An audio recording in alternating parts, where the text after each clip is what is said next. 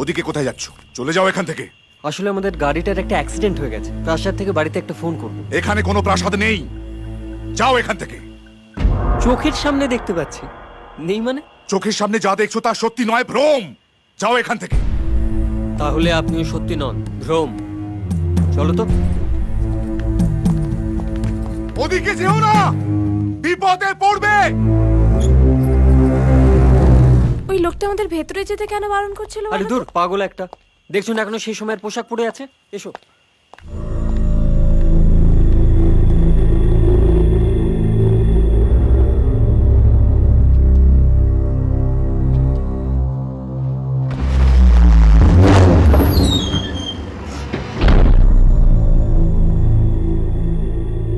এসো, ভেতরে এসো, এসো।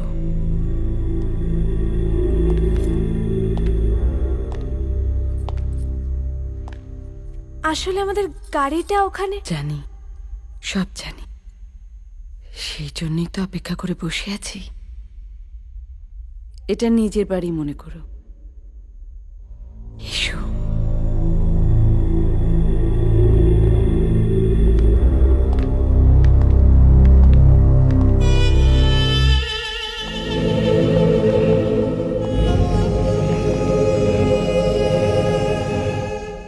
বাইরে থেকে যা দেখেছিলাম ভেতরটা তার চাইতে অনেক বড়, না?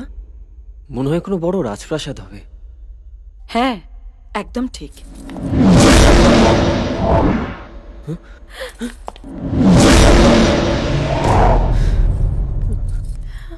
কোথায় গেলেন বলো তো উনি? এটা ধুলিবাড়ির রাজপ্রাসাদ। এর সব আমার ছেলে। আমার ছেলেকে এখানে একা ফেলে রেখে অরুন্ধতী নিজে ওখানে বিয়ের পিড়িতে বসবে? আমি তা কখনো হতে দেব না। আমি সব ছাড়খাড় করে দেব।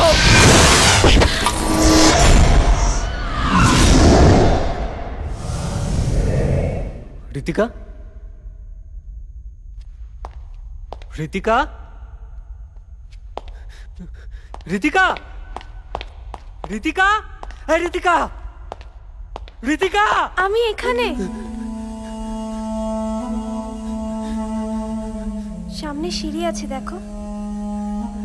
চলে এসো ওপরে, আমি ওপরের ঘরে আছি। ঋতিকা!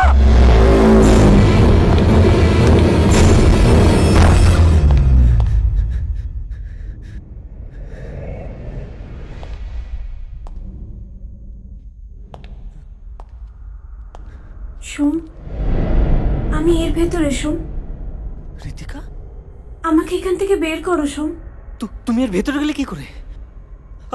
এটা কি? এটা এটা আমার সমাধি।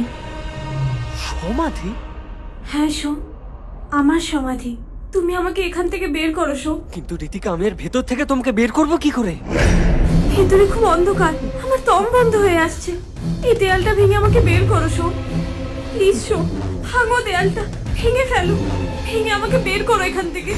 কিন্তু আমি এর ভেতরে ঢুকবো কি করে ঋতিকা? আমি এখানে ঢুকে কি করছে আরামজাদা?